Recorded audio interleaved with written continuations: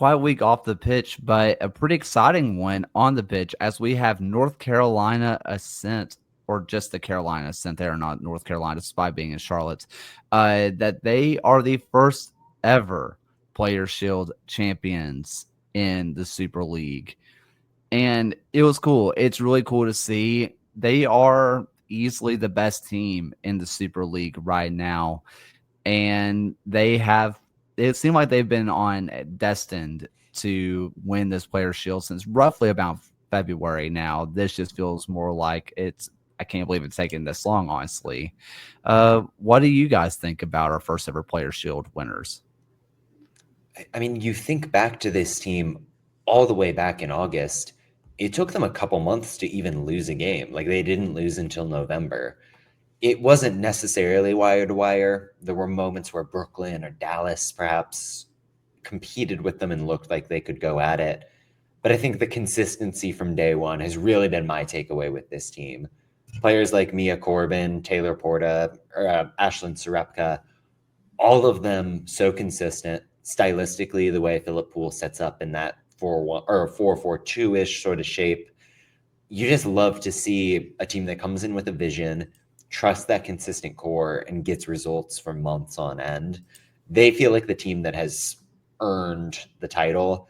And I know, Kaylor, you were putting out the post that they're the real champions, playoffs be damned. I tend to agree with you. Like, what the Ascent have done should be remembered historically as a real moment for this league.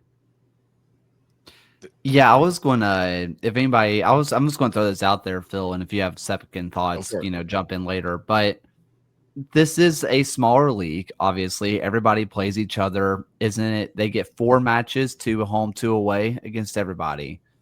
Yeah. More so than League One, which I still feel this way about League One too, as well. But this feels like the real championship. Playoffs are fun, but I mean, the Ascent in my brain are the real title winners. Is there any kind of playoff truthers amongst us? I mean, Brooklyn and Dallas are almost the proof that what the Ascent have done is so impressive, because there were, like John said, like points in the season where they were as good maybe as Carolina, but they couldn't sustain it across this whole, split season. And the fact that the Ascent have done what they've done is just so impressive in the light of that. They put their boot on the necks of this league and just haven't taken it off. And it's sort of similar to how they played in this game against Tampa Bay. I know it ends 1-1, but there is something so stifling about the way that this Ascent team play. Like, they just feel oppressive, and they have an energy about them that, they score in the opening, 2 minutes of the game. And it does feel like an onslaught that Tampa Bay survived versus, Tampa Bay really exerting themselves in this game. And I think, that being said, this game is a perfect example of why the playoffs can be such a trap, because Tampa Bay suffer really well. And against a team like Carolina, which have been so good all season, all it takes is a game like this going to penalties and the best team in the league could be out, right? So I think for me, what Carolina has done is, what we should think about come this season. And the playoffs almost will be like a League Cup, and a nice sort of prize for a team that can put it together in the playoffs. I mean, entering this match, or at least including this match, they've had 21 goals over the last 7 games played. In this run of form, they've earned more points than Lexington has earned all season. Like, this is, like, by all accounts, the team that is setting the high mark for what we're going to basically be judging future Super League teams against on, can they beat this year's Carolina Ascent team? Yeah, I want to throw out the second question before we get to just the general playoff race.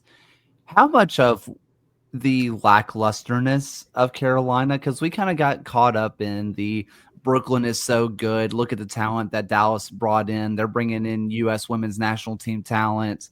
Look at all these shiny things going around the league.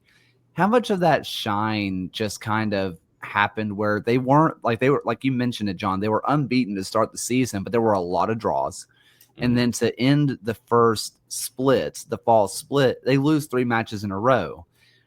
And it felt lackluster. Everything about what they were doing until roughly around March was pretty just like good. Nothing was spectacular like we were seeing out of Brooklyn. Even Tampa Bay at their best was dazzling. Like, it was so good to watch. It was a good watch. It was fun to watch. Carolina was just consistent. How much of that is just like we like the eye candy of what other teams were doing rather than just consistency? No, absolutely. Like, you watch this team from week one and you watch the performance this weekend against the Tampa Bay Sun. The principles are the same. It's not that flashy. It's very structured defensive soccer. They're hitting the same patterns through the midfield, game in and game out. It'll get them 2 goals, maybe 3 on a good day. It's not designed to run you into the ground. They're willing to grind you down, willing to be patient, and trust that they've got the talent to ultimately execute more effectively than their team they're playing against. And it certainly doesn't have the eye candy aspect like you mentioned with Brooklyn when that press was really clicking, or Dallas when they were really getting the wingbacks forward. But that's not what turns into points at the end of the day. And Carolina, more so than anybody, was able to get results when it mattered. Well, speaking again, results when it matters, we mentioned Tampa Bay Sun. They lock up a playoff spot, which that's an interesting thing. Tampa Bay gets their playoff spot the same day that they tie the people who ends up winning the Players Shield. That's just fascinating. Both teams just end up happy. You don't see that a whole lot at the very end of matches, so that's cool. But we have a tight playoff race where if Spokane win one match, they are in the playoffs. Then we have Dallas Trinity that if they win, they are not locked, but they at least would eliminate Brooklyn from the playoffs. Fort Lauderdale is alive. So the playoff race is hot. We're realistically looking at a 3-team race between Spokane, Dallas, and Fort Lauderdale. Brooklyn is holding on to a prayer at the moment. What are we kind of seeing with this playoff race? Do we think that Spokane gets that one win and lock their place in, and then we're fighting for 4th? Or is there someone between Dallas and Fort Lauderdale? Is there going to be real jostling between those 3?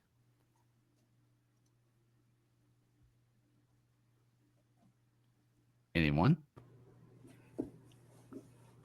I mean, it really will come down to, I think, like, it's sort of a blessing that on the final day Lexington and DC play each other, because it keeps jeopardy in the rest of the games, right? Where it's like that being the last match means the 2 eliminated teams are not in it. The fact that Dallas has to play Carolina still, bad, like, obviously not ideal, but could Carolina be on the beach a little bit because they've already clinched? Like, who knows? Spokane versus Fort Lauderdale on the final day, like, could be for a spot in the playoffs. So yeah, I think the great thing about this is that there's jeopardy in it, and the remaining games, there's not a ton to be able to predict, like, one way or the other, because this has been so tight in the midfield.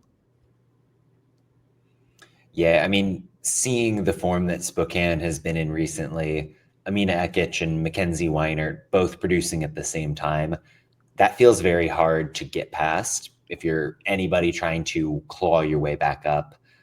Brooklyn, we've talked about a lot with the struggles in the second half. I'm not positive there. But you watch what Fort Lauderdale did over in last week against Lexington. The way they used Felicia Knox as this tucked-in winger. They got clever with how Jasmine Hamid was playing. I almost want them to make the playoffs, and that's like not a prediction. I think a lot of it is going to come down to that matchup against Dallas. But yeah, I mean, gun to my head, I think it's Spokane and Fort Lauderdale, but that's the sexiness thing. The idea of teams I enjoy playing should get in. So I don't know if that's heart versus mind, but that's where I'm at.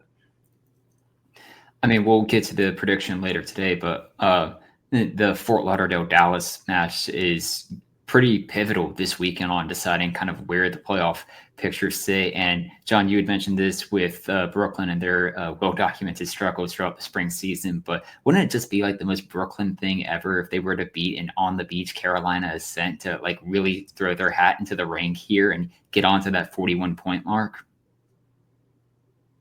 It would be fun. I don't think it'll happen, but as we are coming down to really the last two matches of the season, some people are going to be wrapping up their season. I'm just going to throw the question out there because maybe I'm getting caught up by the second half, but I also thought her first half was awesome. Is there anybody besides Ekich that you would vote for MVP? Because she is easily my MVP right now. I need to be talked off that cliff because there's no one else that I would even consider at the moment. I mean, Mia Corbin tied for the Golden Boot on the best team in the league. That's hard to argue with just because it's like the default logic for an MVP vote. But yeah, Ekich, in terms of the importance to what her team is doing, really hard to get past it. I know you were hyping up Jasmine Hamid for a lot of the season. Mm-hmm. I think Addie McCain might be the most important player for Fort Lauderdale. And I'll also cop to the fact that I vote for dumb players whenever I get a ballot. So thank goodness I don't have one for the Super League. But yeah, those are kind of the names I would have in the mix.